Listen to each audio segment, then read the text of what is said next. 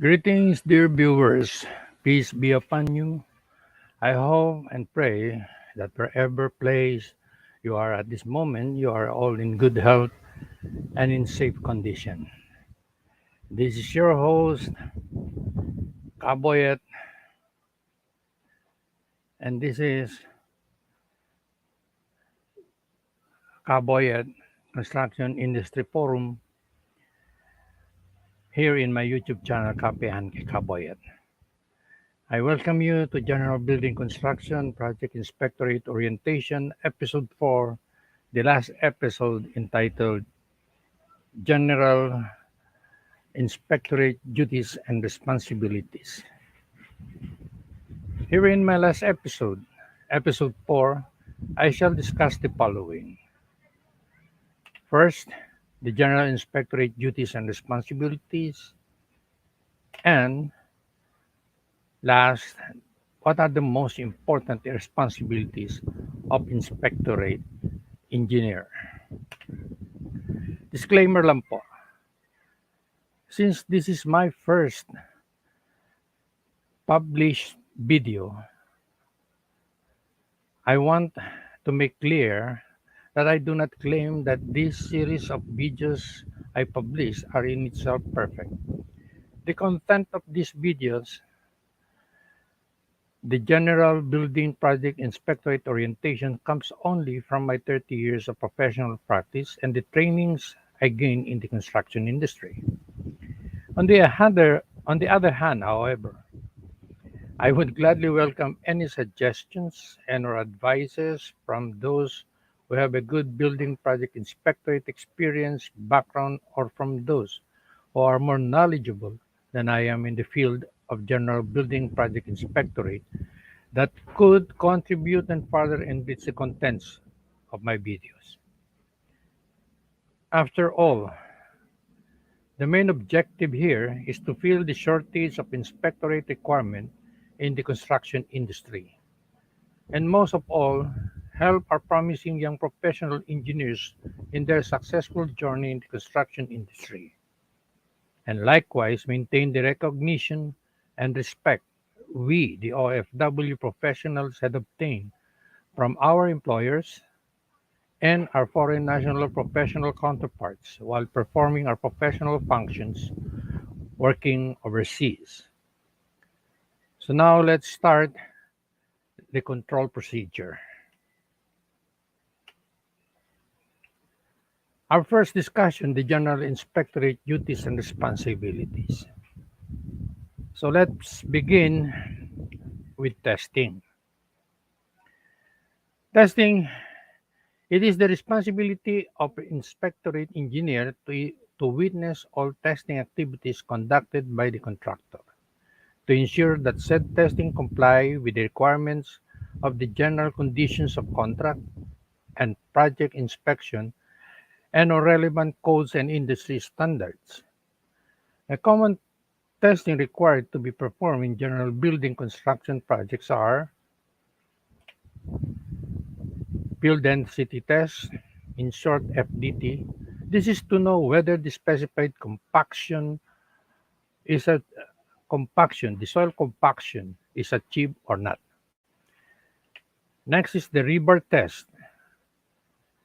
This is used to find out how strong a material is and also how much it can be stretched before it breaks.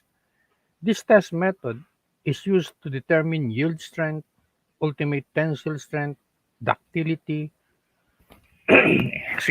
strain hardening characteristics, Young's modulus, and Poisson's ratio.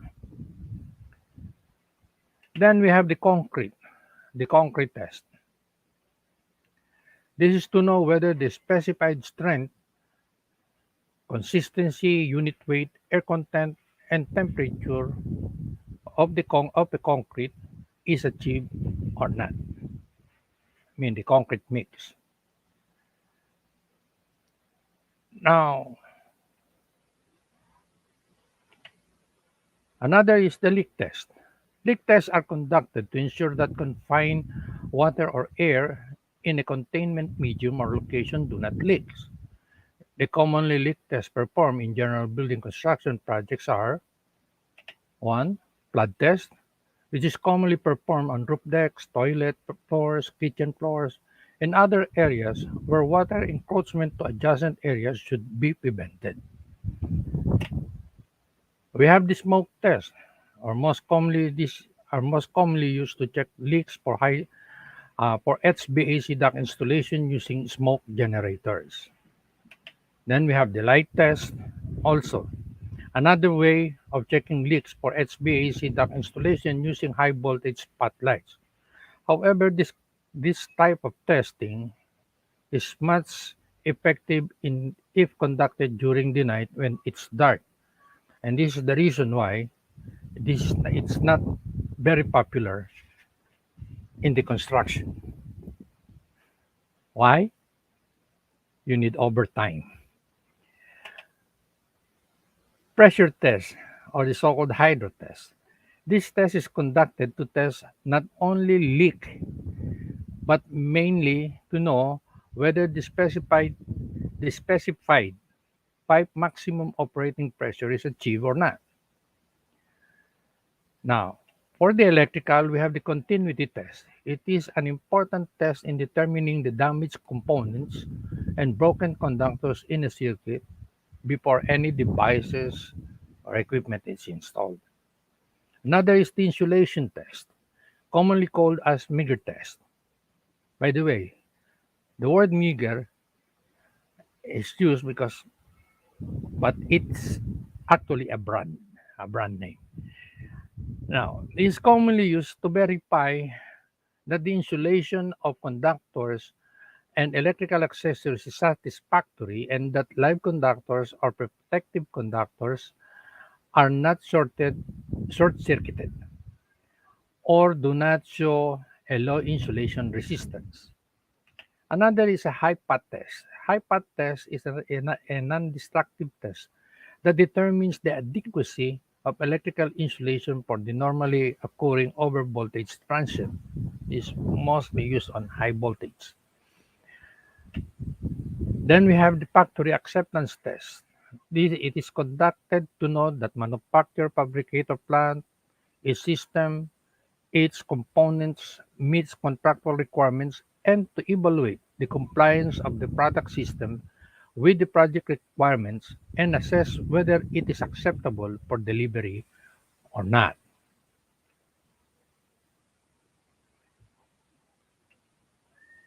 Then we have the equipment field test.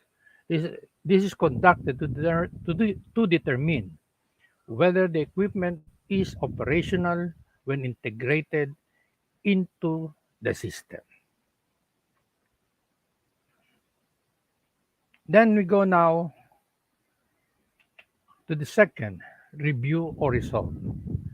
The inspectorate engineer is responsible in to review all contractor submittals like document submittals, material submittals, and shop or fabrication drawing plans submittals prior to their transmittal to their respective project designers. Another is to review contractors' request for information to validate prior to their transmittal to concerned parties. Another is review contractors' daily, weekly, monthly reports prior to submission to the resident construction manager, and review and resolve all issues concerned that shall directly or indirectly affect the progress and or time completion of the project.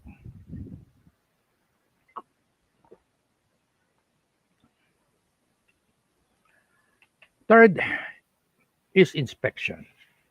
The inspectorate engineer shall on a day-to-day basis conduct physical inspection on all contractor activities and call the attention of the responsible engineer and or manager to any case of non-compliance to approved shop drawings and or technical submittals and or relevant document submittals. He periodically inspect contractors' temporary facilities such as workshops, fabrication areas, laydown areas, storeroom offices, etc., and call the attention of the responsible contractor engineer or manager to any case of non-compliance to relevant document submittals and or project regulation guidelines and or local government regulations. He conduct formal inspection ng contractor's formal inspection request for work activities completed or partially completed and or material or equipment delivery to site. And last, any other inspection that may be required by his resident construction manager or the client himself from time to time. Fourth is monitor. The inspectorate engineer shall monitor contractors' adherence to their approved construction schedule. In the absence of an approved contractor detailed construction schedule, the inspectorate engineer shall refer to the project master schedule. Second is the inspectorate engineer shall monitor the day-to-day contractor activity, progress, manpower, and equipment. Third, the inspectorate engineer shall monitor contractor material stock on hand. Fourth, the inspectorate engineer shall monitor contractor long lead equipment status. Lastly, monitors contractors' compliance to project safety policies and guidelines. Maintain. The inspectorate engineer shall participate in maintaining a clean, healthy, and safe project facilities and working areas. The project inspectorate engineer shall maintain a consistent work coordination with all contractors. The inspectorate engineer shall maintain vigilance in the implementation of project personnel compliance to the required personal protective equipment, or in short, PPE. The inspectorate engineer shall maintain strict implementation of projects quality assurance, quality control, and the environmental health and safety programs of the project. The inspectorate engineer shall maintain updated document status. The inspectorate engineer shall always maintain a good working relationship with all project team parties like the owner, the project engineer architect, the designer, as well as the contractors. 6 is evaluate. The inspectorate engineer shall evaluate contractor actual activity progress versus construction schedule plan progress. Evaluate contractor actual manpower loading versus manpower schedule. Evaluate contractor actual equipment loading versus equipment schedule. Evaluate contractor material stock on site versus material requirements of weekly, monthly look-ahead schedule. Evaluate contractor periodic progress billing. These are the progress accomplishment and the actual material equipment installed only. But please take note, only inspected and accepted installed material equipment shall be considered for the periodic progress billing.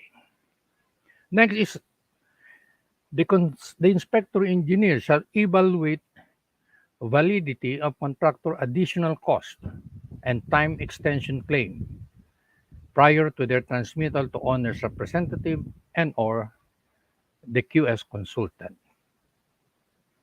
And the inspectorate engineer shall conduct periodic contractor and/or contractor project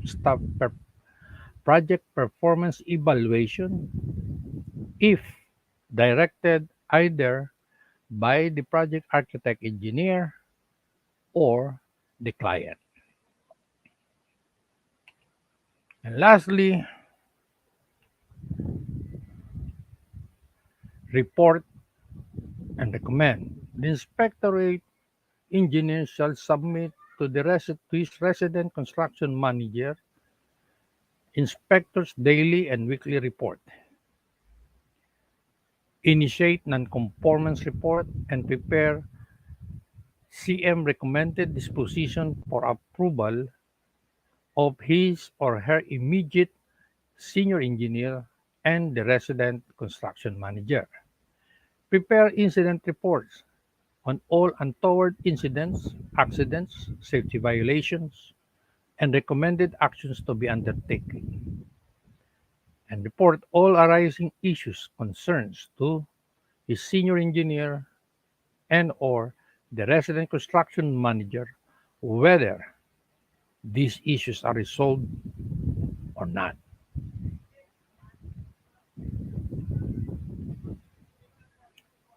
So, the inspectors or the inspectorate general duties and responsibilities can be summarized by a symbolic letter. I summarize it like T stands for testing, R, which stands for review and resolve, I stands for inspection, the first M stands for monitoring, and the second M stands for maintenance. E stands for evaluation, stands for evaluate or evaluation, and lastly, R stands for report recommendation, thereby creating the acronym DREAMER. So whenever asked what is the general duties and responsibilities of an inspectorate engineer, just think of the acronym DREAMER.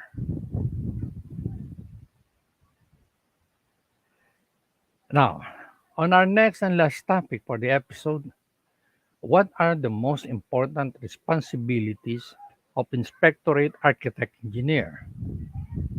Number one is daily routine inspection. It is very important that project inspectors, CSC inspection engineer or contractor QA/QC engineer conducts a daily routine inspection and monitor, not just to show his superiors that she is working, but this is to spot and notify the responsible contractor construction installation team of any installation works and/or construction or installation workmanship and or installed material or equipment that are not complying and/or are deviating to the requirements of the project. Documents to immediately make the necessary. This is to immediately make the necessary required rectification and/or modification and/or corrections.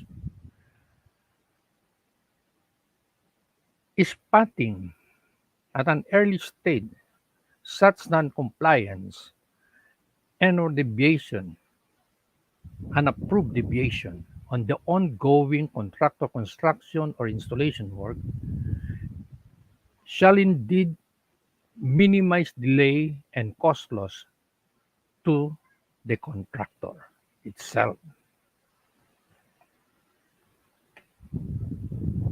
The second is the long lead equipment material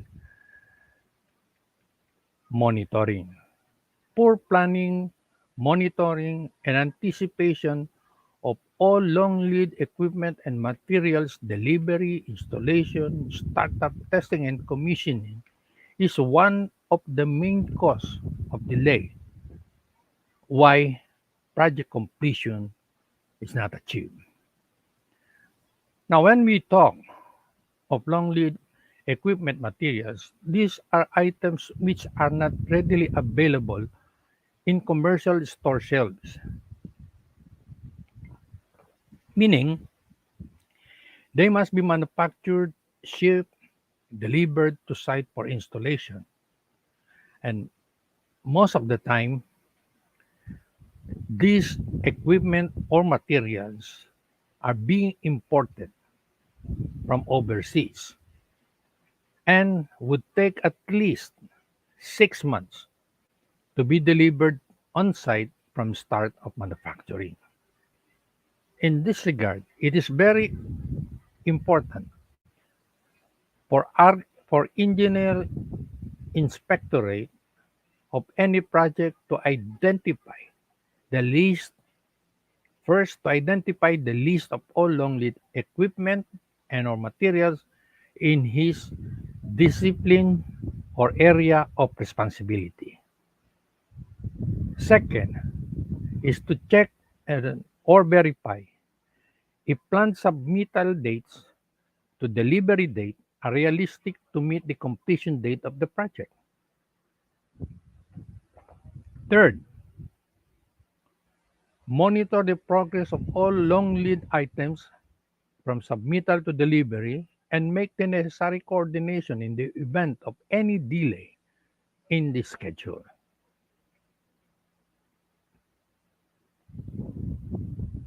Third, anticipate, monitor, resolve combined services activities conflict. The conflicts occurring between different disciplines, construction or installation works, mostly, and these are mostly between MEP to MEP or MEP between MEP and architectural work activities due to poor planning and coordination is another big cause of delay in achieving the completion date of a project. Now, to avoid this or minimize occurrence of this issue, the Architect Engineer Inspectorate should sit with contractor beforehand to discuss any possibility of conflict between them and resolve the matter with the project architect engineer and project design consultant. Fourth, monitor material, manpower, equipment availability. Again, unavailability or shortage of required material, manpower, and or equipment shall result to delay in a periodic work schedule of a contractor, or much worse, it may possibly contribute to the delay of the whole project schedule itself. Along this line, it would be best for the architect engineer inspectorates, both the contractor and the consultant, to consistently monitor the availability of the contractor's material, manpower, equipment on site and take the necessary action to avoid and or minimize the delay.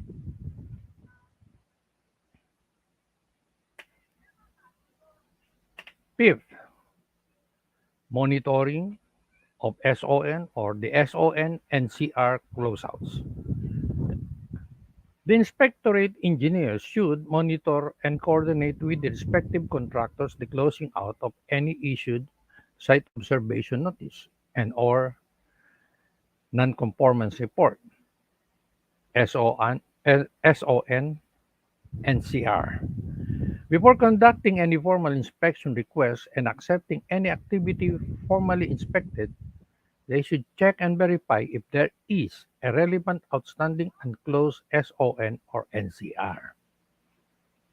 Third, on contractor periodic billing, attach all relevant outstanding SON NCR to billing evaluation to prove why relevant BOQ work items physically installed were not included. And on release of final contractual settlement, all outstanding SON NCR should be closed. And should there be any SON NCR still open, it should be immediately reported to the resident construction manager. 6.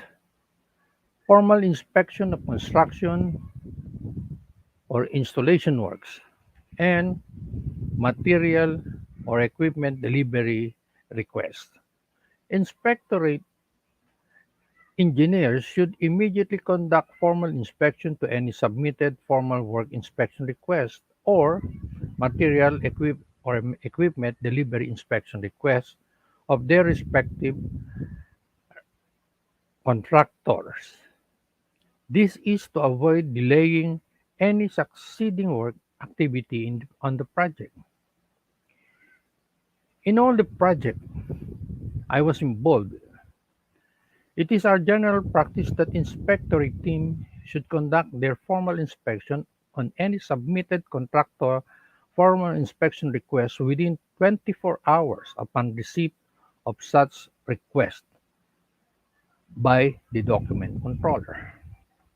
However, in the event of a conflict with other formal inspection requests or uncontrollable events that occur, the consultant inspectorate engineer must formally inform the contractor of the changes in the time of inspection with the approval of his resident construction manager.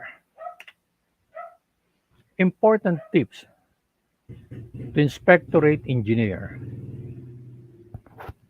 Although all inspectorate document archiving and safekeeping is the responsibility of the project document controller, it would be wise if the inspectorate engineer shall keep a personal record of all his inspectorate documents for future references that would serve him best.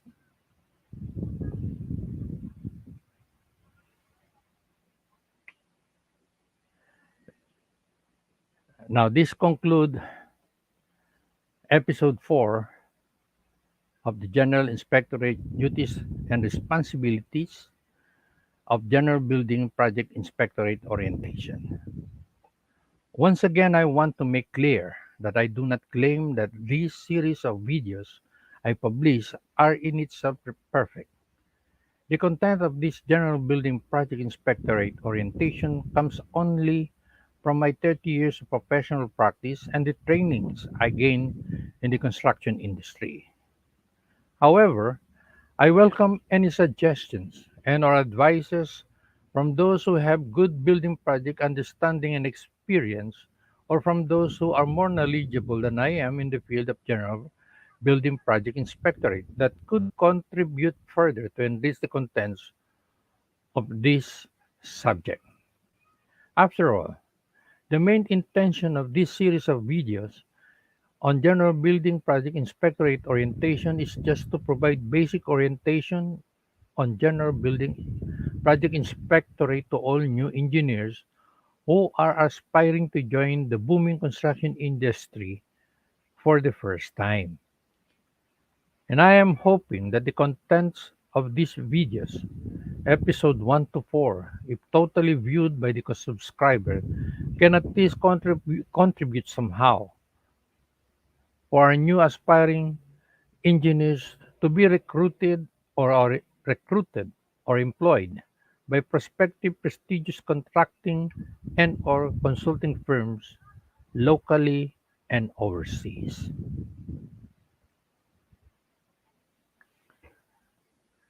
Before I sign off, if you want to support me in my advocacy in assisting new engineers in their successful journey in the construction industry, you can help me by subscribing to my YouTube channel by clicking the red subscription button.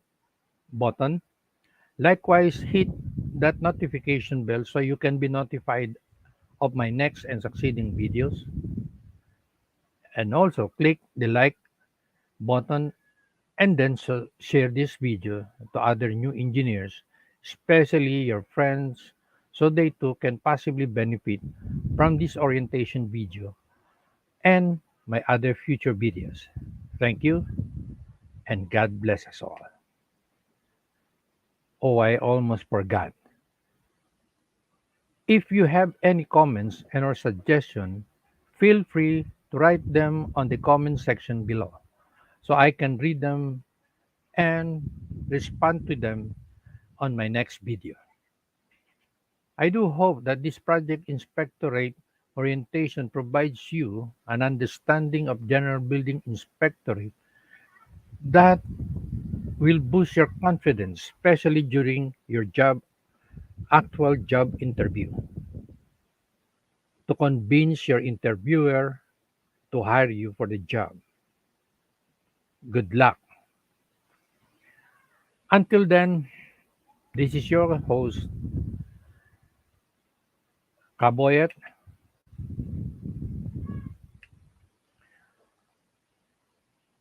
on Kaboyet Construction Industry Forum of Kapihan kay Kaboyet YouTube channel, saying God bless us all and may God protect us all always. And most of all, may God bless and guide you to get that job. And for new engineers who will be hired overseas, on behalf of all the retired OFW professionals, make us proud, your seniors, and show the world